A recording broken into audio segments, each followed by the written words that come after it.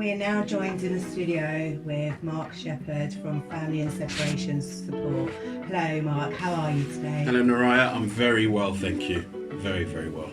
So Mark, this is a very delicate subject, and there's more to it than just separating. And can you explain to our listeners what you do and why you do it?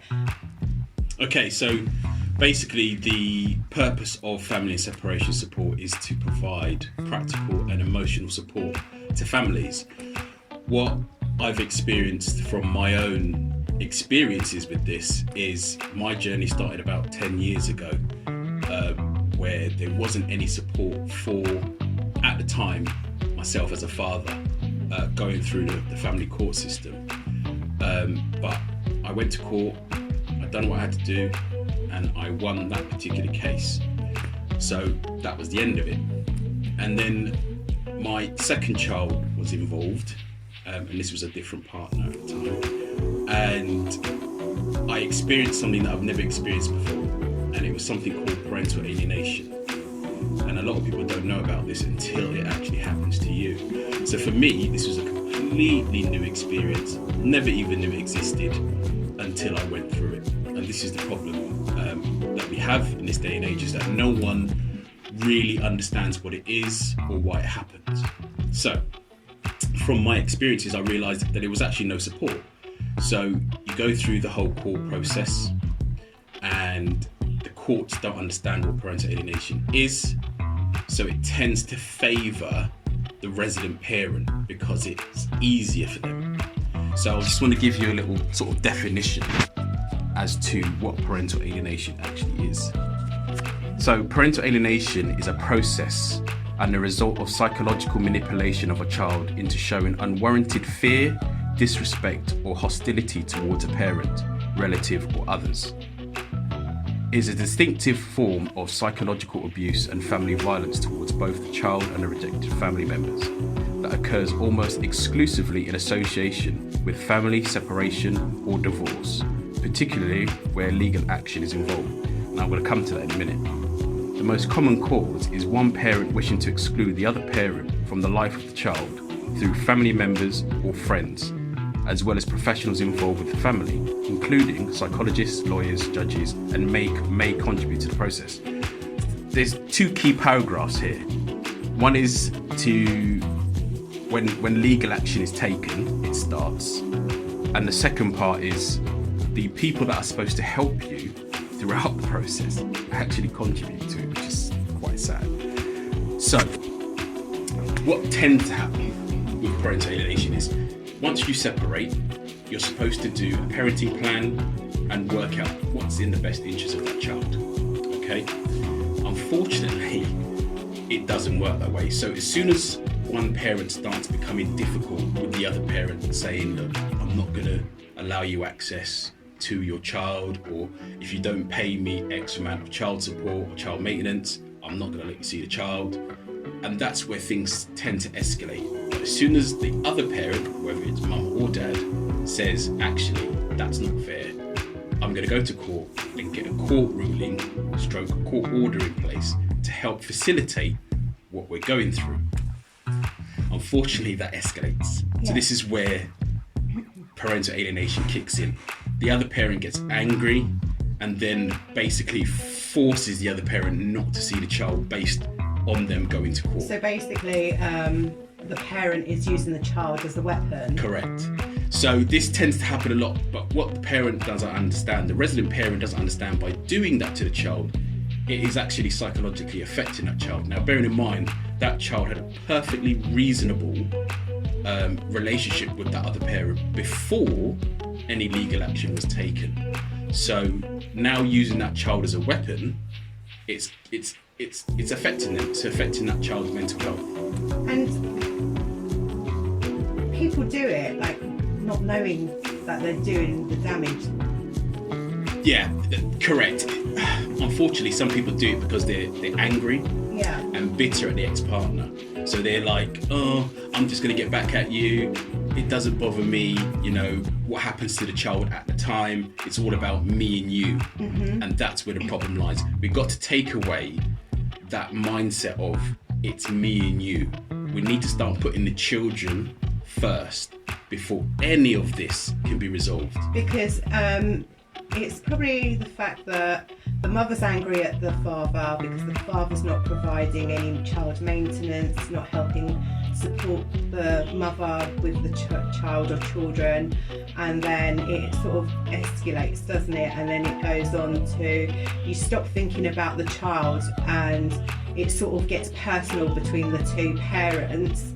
And even though they say like children don't understand, they actually do understand a lot, and they're aware. They sense things, they pick up on things, they sometimes hear conversations that parents are having on the phone. It does happen, and even though the child may not speak out or say anything, they sort of bottle it all up, don't they? And then that sort of builds up in the child, and then that's when the child starts to have behavioural problems, basically. Exactly, behavioural problems. And it does happen, and it happens a lot also when two parents are trying to cooperate and they co-parent together. Even in that scenario, the child is still affected, and this is where your program comes Correct. in, because you provide all the specialist help that either or parent would need. Correct. So can you tell us about So that? what the plan is before it gets to that bitter stage where it becomes personal, as you said, I want family separation support to intervene. So that will be through early intervention. So everyone involved needs some form of counselling. I don't care who you are or what you say to me, you're going to need counselling. For some reason, something would have happened in that relationship which needs counselling, okay? Now, it's not just about the parents, because a lot of the time, when things are happening and the relationship's starting to break down, the kids are actually involved.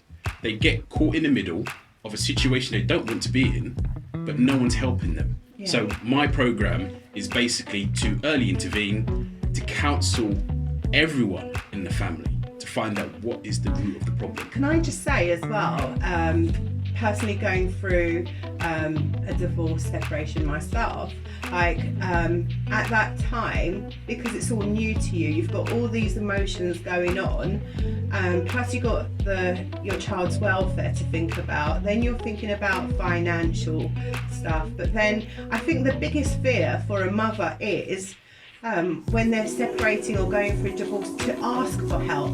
And I think, like, for myself personally, I didn't want to ask for help because I just automatically assumed, oh no, the social services will get involved, they'll take my children away, they'll think I'm not a good mother because financially my ex-husband is very rich and I'm not in that position. So what are your thoughts on that? So there is a lot of fear when it comes to our so-called services supposedly helping us. And this is another reason why I started my organisation. A lot of people unfortunately don't trust our social services. And there's another organisation that's called CAFCAS. We don't trust them because they actually work against you as opposed to working for the best interest of that child.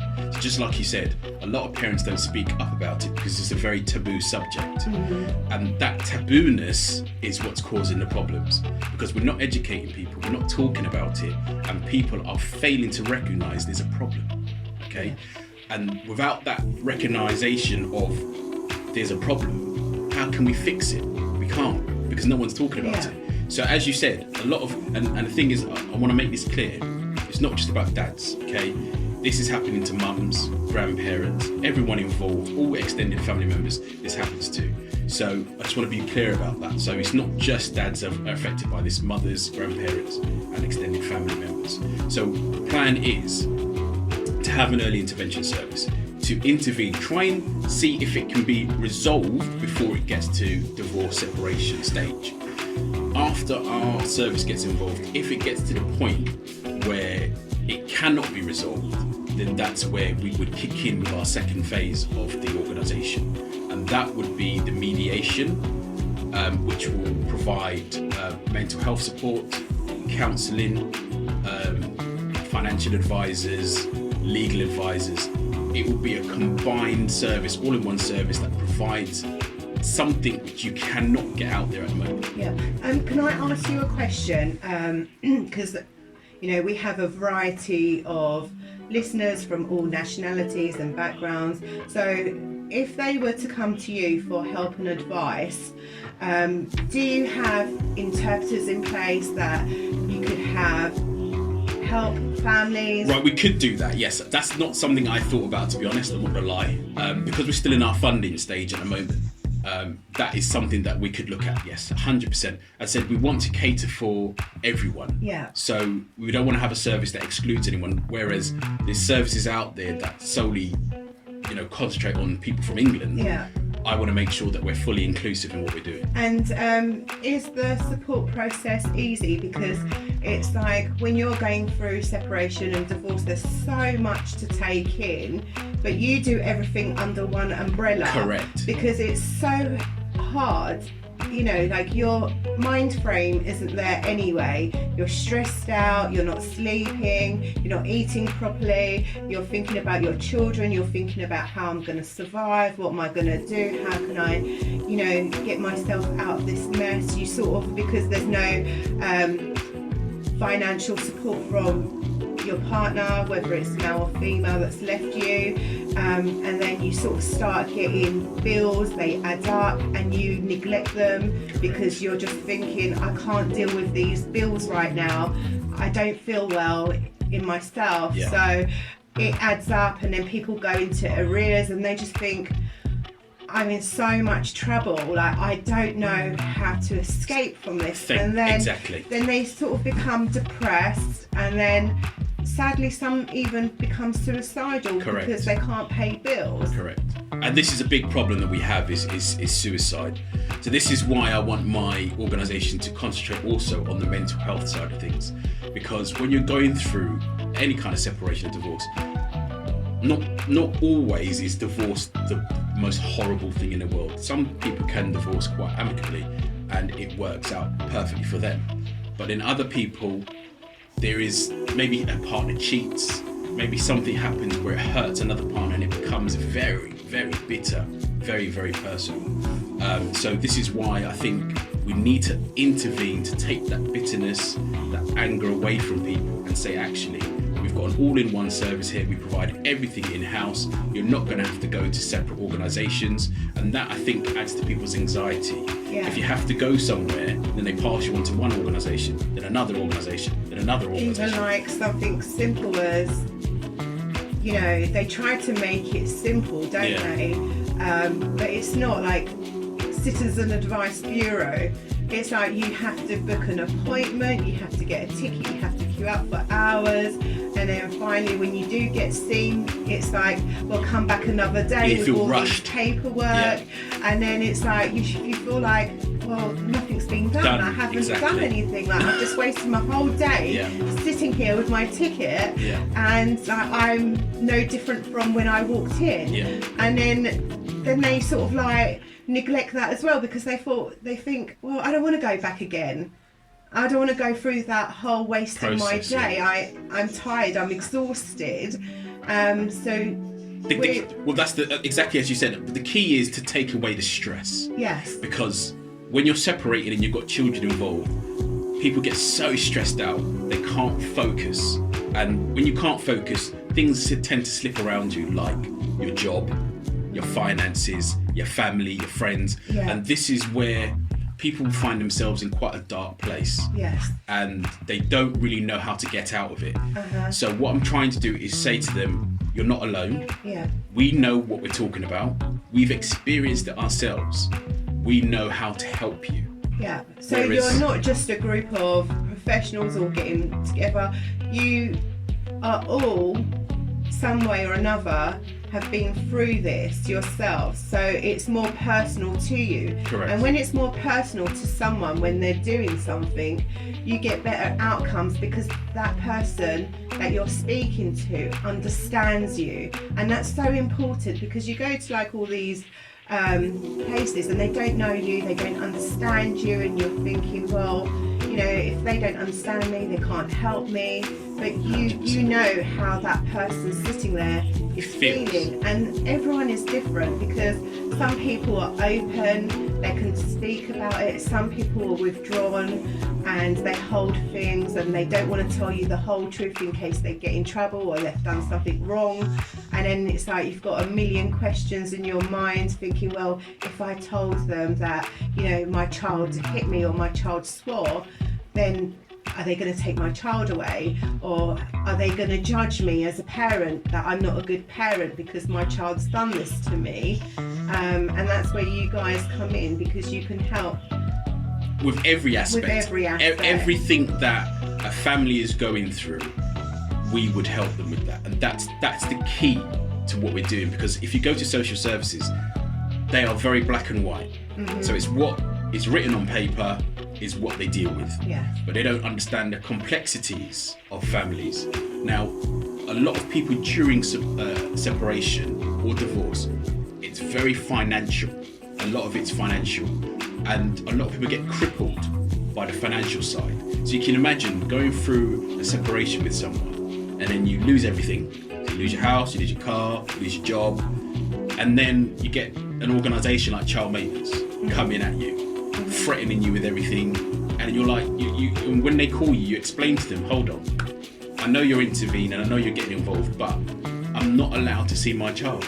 That person has actually taken my child away from me, but yet you're contacting me to get money out of me. So all these additional services that are supposed to help your child actually makes the situation worse. And I think for me, it's so important that we deal with that as a whole. We actually say to people, actually, you can come to us, we understand, let us try to help you. Let us see what the issues are. And we're talking to every family member, because it's not just about one parent. It's not just about the dad, it's not just about the mum. We need to see what's wrong with the children as well. Yeah. Because we need to understand what they're going through. Exactly. To help the family, because there's no point us helping the parents and then the children have behavioural issues or mental health issues that are not addressed because of that separation. So it's so important that we do the whole family. If you have any questions regarding anything that Mark has spoken about today, please feel free to contact us at the studio on 0777 488 4567. We're going to come back to Mark in a minute and carry on with this. But we're just going to play a little song right now.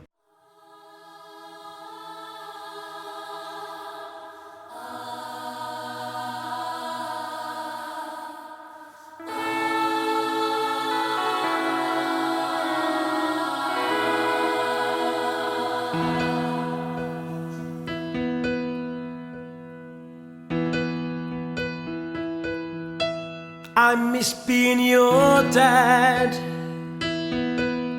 It really makes me sad. Except that things are changing, memories are fading, the good things that we had. I don't know how you look, I don't know what you like. Are you doing well in school? Hope everything is cool. You're always on my mind. I think about you every day. I've learned to hide away the pain. And now that you are safe and well, I pray in time that you'll come to tell me. When I break it down, I'm a slave to fortune. Can't control everything I see.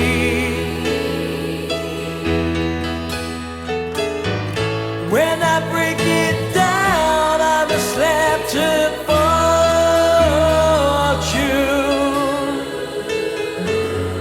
While there's lights, I still believe. Who's your best friend now? I hope you're being kind. Blue skies will appear, knowing that you're near, you're always on my mind. I think about you every day. I've learned how to wear the pain. I know that you are safe and well. I pray in time that you'll come to tell me. When I break it down, I'm a slave to fortune. Can't control everything I see. When I break it down, I'm a slave to fortune.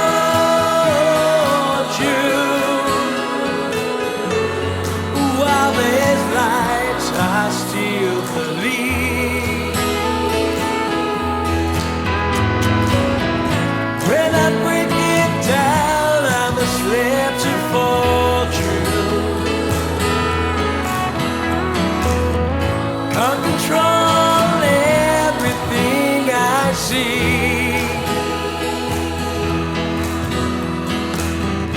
When I break it down, I'm a slave to fortune.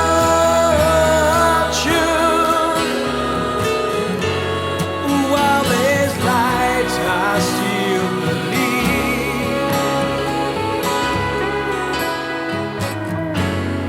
While there's light, I still believe. I don't know how you look. I don't know what you like. I guess you've made your story,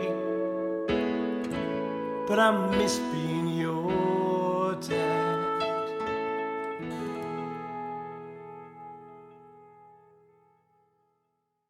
Hello, listeners.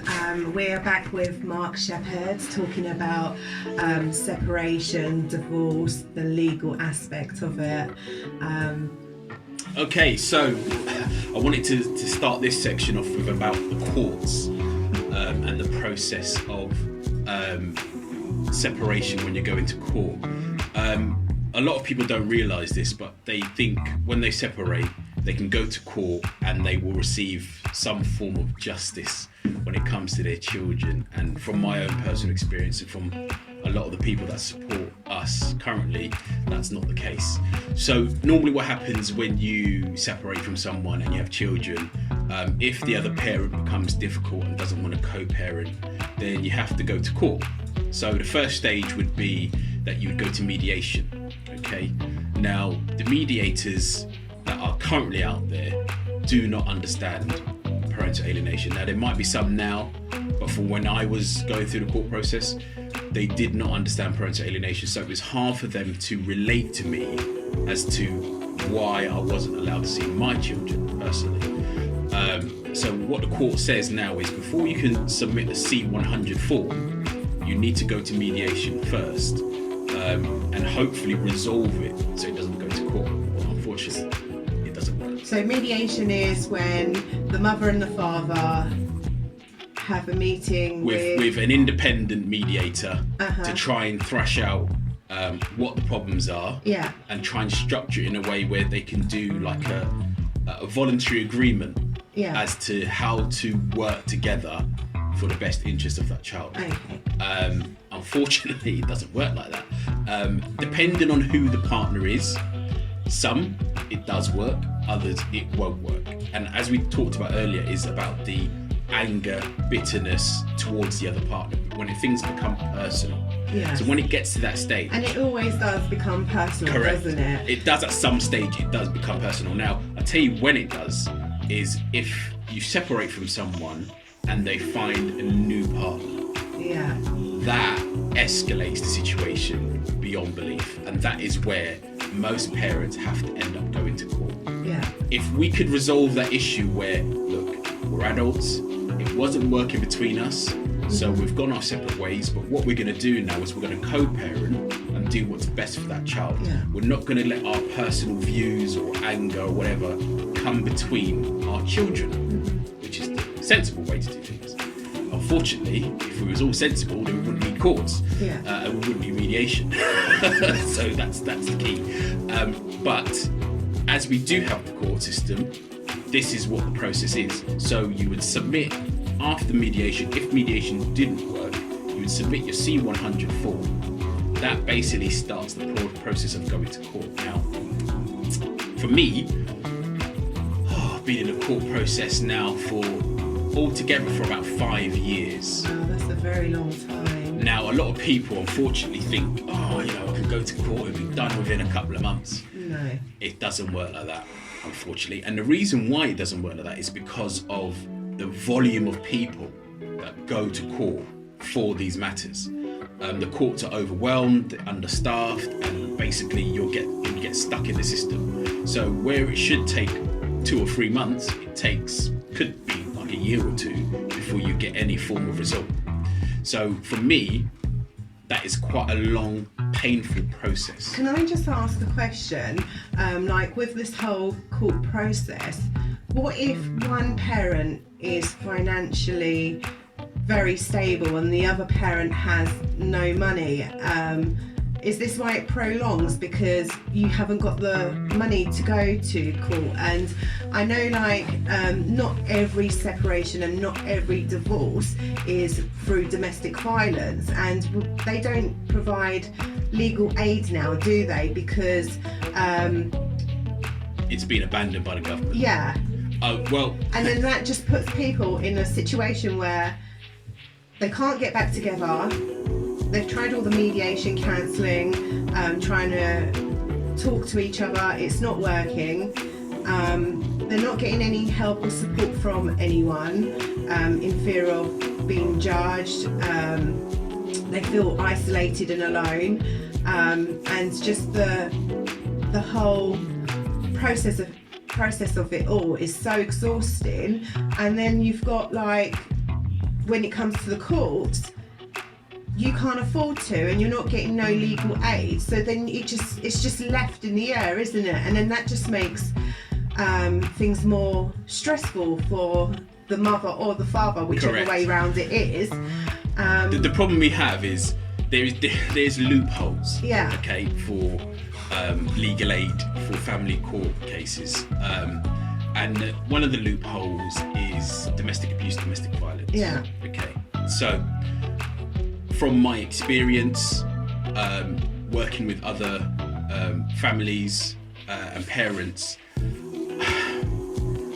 don't quote me on this because it doesn't always happen, but there is certain legal professionals, shall I say barristers or solicitors, that will sometimes coach a parent into making certain allegations in order to receive legal aid.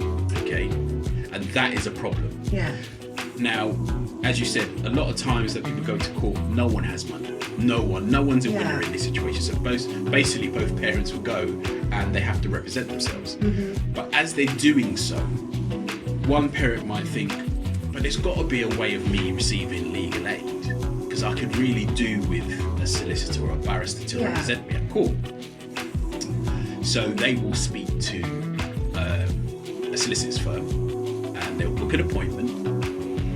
And if that is the resident parent, they will ask them specific questions which will get them a specific answer to those questions, which in turn could lead to receiving legal aid.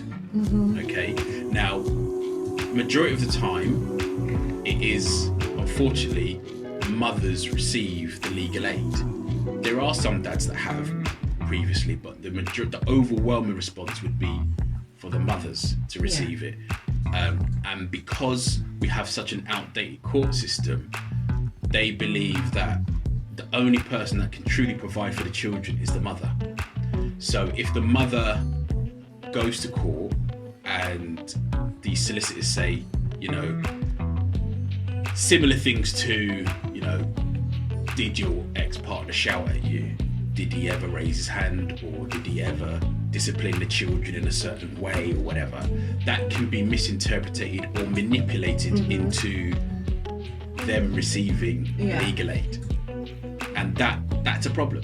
That's a problem. You shouldn't be able to do that. Unfortunately, our family justice system allows that, and it quite happily supports it, because it's money that goes into the family justice system.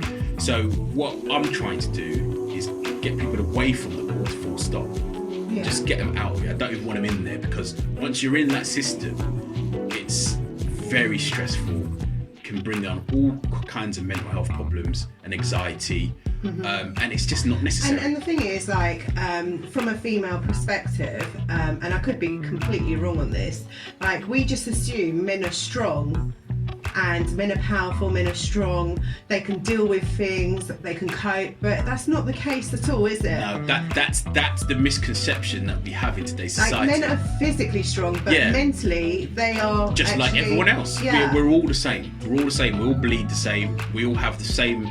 Some men portray that they're stronger than others mentally and stuff, but when you're put in a situation which breaks you down, like in every aspect of your life, that mental strength gets tested, and not everyone can deal with it. Yeah. And they shouldn't have to deal with it. They should be able to get support. And because men are sort of more macho and more proud, boisterous. Yes. So they don't go to the doctors for help, do they? They don't say to their doctor, look, this is the situation that I'm in, I'm stressed, I can't sleep, I'm tired, I'm exhausted, because women can be a lot sometimes as well. You know, when we go no comment.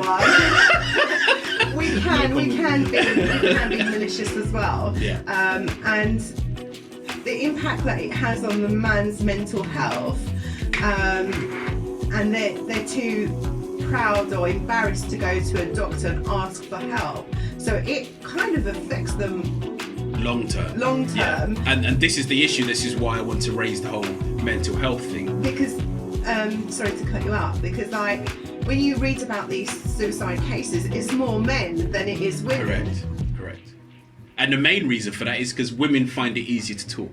Yeah. And that's quite simply the fact. Because we could just phone our friends up, or our mum up, or just, you know, someone just to confide in and just to have a little vent. Yeah. Whereas men don't do that. We tend not to do that because society has conditioned us to be the leaders, the fathers, the strong one that is the provider. So we've been taught that all the way through our lives, but no one ever taught us to speak. Yeah. No one ever taught us to tell another person about our feelings, and that for me is a massive problem. It is. And this is why we have such a high male suicide rate. And people think, oh well, you know, men should talk more. Well, it's not as easy as that. It's not. It's not just like one day, I'm going to talk to everyone. It doesn't work like that. Yeah. We have been conditioned for so many years that we are the providers. We cannot show weakness. So as soon as we show weakness, we're not a man. We feel like we're not men anymore, and that's rubbish. Let me tell you something, and I'm happy to say this to anyone. I talk about my feelings all day long. You could just watch my Twitter, my Facebook. I talk about my feelings all day long. Now, for my daughter that I do see, I tell her I love her every single day, 10 times a day. 10 times a day I tell my daughter, and I know she gets angry at me. She goes, "Mom, Daddy, stop telling me that. I know." But I don't care, because you know what? We only have one life. We do. So to express yourself is so important, especially to your children, because your children need to understand that even when your parents are not together, that you love them. And I think that is such an important factor in today's society, is for people to know. Even my friends, I'm happy to say openly on Twitter and Facebook, I love my friends, male and female. I don't care, because at the end of the day, that's me. And we should be able to express our feelings to people. So this is why when going through the court process, it's so difficult for men to express themselves, and that for me is where we have an increased suicide rate. We need to deal with it. We need more men to be as open as possible, to be expressing their feelings, and if they are going through a stressful time, there are current organisations out there that will allow you to talk to them, like the Samaritans, for instance. If you get to a really dark place, because FSS is not currently up and running, but it's in the process. So as soon as we were to help these men and these mothers in whatever they need to do. But at the moment, there are the Samaritans, and you can call the Samaritans to get help. But going back to the whole court process. So when you go to court, you have to prepare position statements. So the issue I have with position statements is it's almost like divorce, where it becomes the blame game. Okay, so we have parents blaming each other for things, and I think that's where the problem lies in court. If we remove that blame and said, look, you shouldn't be here in the first place. Courts are not set up to deal with bitter, high conflict separations or divorce. They're not made for that. The courts are very black and white. Unfortunately, the family court system is not so black and white as we would like it to be. A lot of people go to court thinking, I'm going to go there, produce my evidence, and I will get justice for what I'm doing. And unfortunately, it doesn't work like that. I wish it did. I wish you could go to court and get justice, and every parent could go there and be able to see their children by the end of it. But unfortunately, the court sometimes doesn't read your evidence, and when things start looking like the tables are turning, we have a massive issue with false allegations. That is a massive, massive problem in the family justice system. But I want to, that is another subject. I want to talk to that about that a bit later. But we need to address the way we perceive ourselves as litigants in the court system. And we need to be able to find a common ground where we all say, let's focus on the children and not ourselves. Thank you, Mark. We'll be back with you shortly.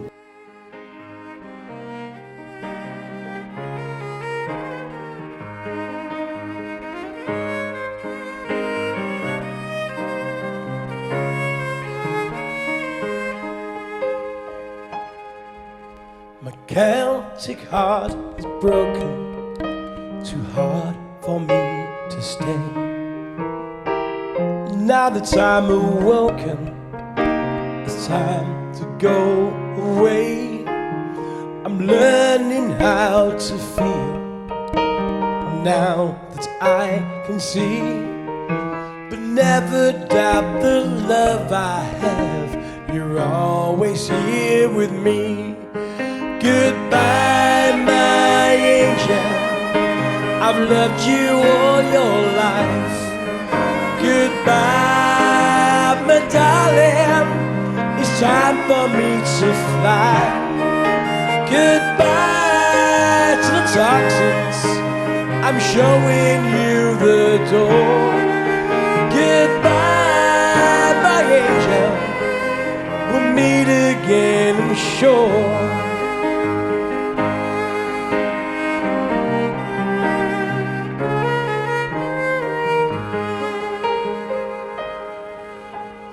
Pain I hold inside me became too hard to bear. Now that I control it, it's made me so aware. To make you understand me, to hear the words I say, I have to leave this time my home. It's time to go away. I loved you all your life. Goodbye, my darling, it's time for me to fly. Goodbye to the toxins, I'm showing you the door. Goodbye, my angel, we'll meet again, I'm sure. Knowing you are near me feels like you're miles away. Every day I pray for you, I know you'll be okay. But Girl, I have to live. I'm giving all I have to give. There's no more tears to cry. Goodbye.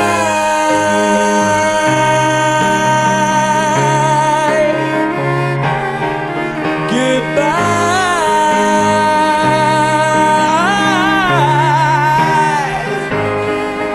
Goodbye, my angel. I loved you all your life. Goodbye, my darling. It's time for me to fly. Goodbye to the toxins. I'm showing you the door. Goodbye, my angel. We'll meet again, I'm sure. Goodbye, my angel. I loved you all your life. Goodbye, my darling. It's time for me to fly. Goodbye to the toxins. I'm showing you the door.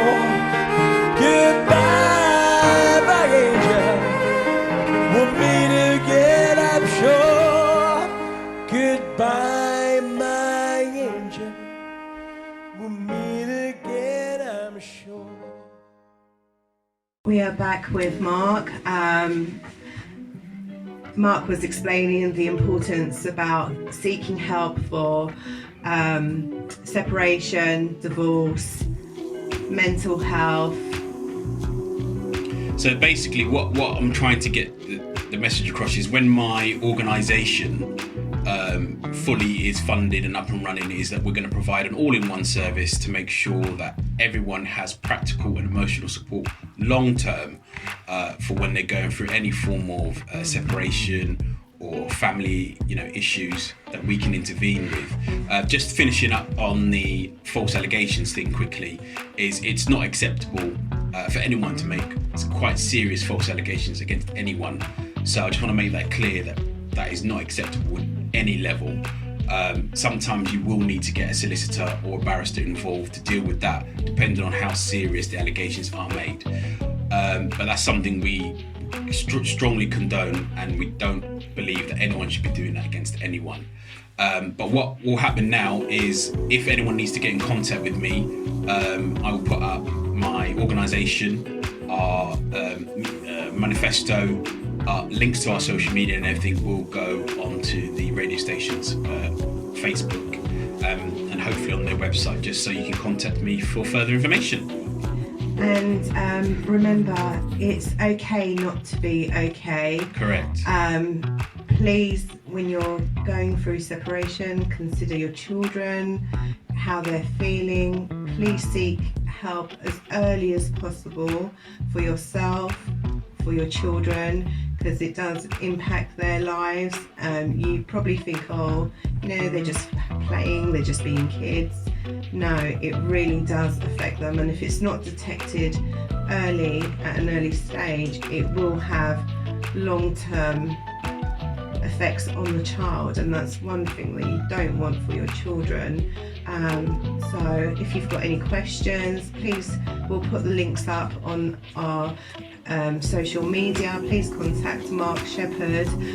He's on Facebook, he's on Instagram, he's on Twitter, and he'll be there to help, support and guide you. Thank you Mark, for that very insightful information. It's really important to us and to our listeners. Thank you, Naraya. Thank you for having me. You're welcome.